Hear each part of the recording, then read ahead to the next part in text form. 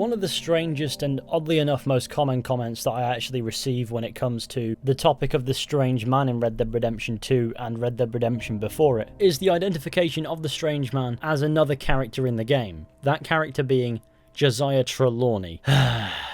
I don't even get how you could come to that conclusion. I'm hopeful that in this video I can help clear this up and distinguish the strange man from Josiah Trelawny for those who are confused. So why don't we get cracking? First things first, we need to understand why people think that Josiah Trelawny and the strange man are one and the same.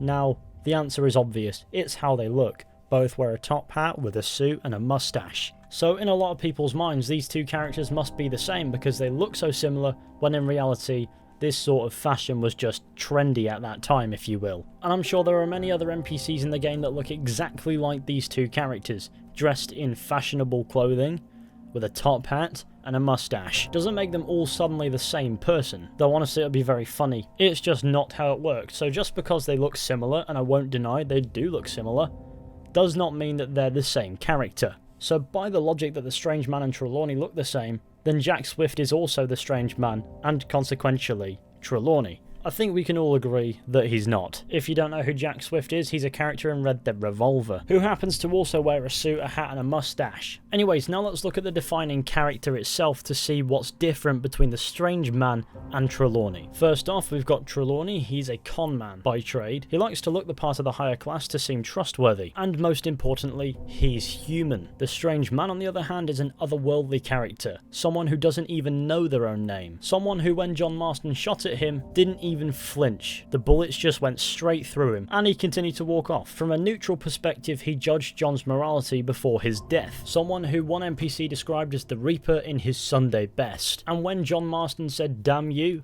he responded simply with "many have." This guy's probably the god of death. I'm pretty sure by now we're already in agreement that Trelawny is not the strange man, but I'm going to properly put this one to bed, so stay with me. Okay, so first of all, why don't we compare their voices? I thought you'd gone to New York.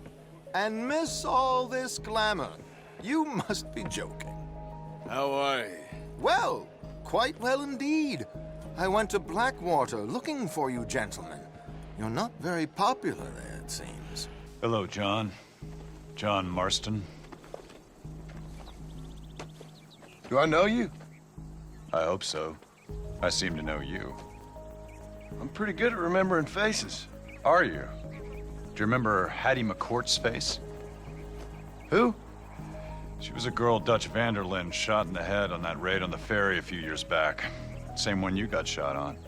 Pretty girl, until her eye was hanging out by a thread of tendon and her brain was plastered over a wall. So on one hand, Trelawny's got a higher pitched voice with a more extravagant accent, and the strange man's got a deeper voice with a more basic accent that can be easily understood and doesn't beat around the bush in a way. Trelawny's voice yields personality traits. The strange man is hard to gauge in every sense of the word. So one character speaks like a character, the other speaks like an entity. So there's a vast vocal difference to the point where you can tell that it's not just the same person doing two different voices, it's two separate people speaking in their own unique ways. Or as far as the strange man is concerned, not unique. Moving on, let's talk about their fashion differences. Though they are wearing a top hat, a suit, and both have mustaches, that was just in at the time. There are also differences in what they're wearing. For example, Trelawny's an extravagant character, and his suits sometimes reflect that, and they change throughout the game. In every encounter with the strange man in Red Dead Redemption, he's always wearing this suit. Very basic, bare bones. Again, the idea is to not be unique. And my final point is, if the strange man is Trelawny, then why oh why in Red Dead Redemption, when John Marston meets the strange man, does he not recognise him as Trelawny? In fact, the only reason that John Marston asks the question, "Where do I know you from?" is because the strange man knows so much about John that John cannot perceive any other way that this man would know so much. John knew Trelawny to the point where he wouldn't probably forget about him had he met again further on down the line. So in the end of the day, thinking about it, it's quite silly to assume that the strange man and Trelawny are the same people because they look similar, when in reality they actually don't, and they're vastly different characters. I think I've made my point strong enough at this point where you can actually see that I'm right. Though there are definite similarities in the attire between the strange man and Trelawny, the similarities end there.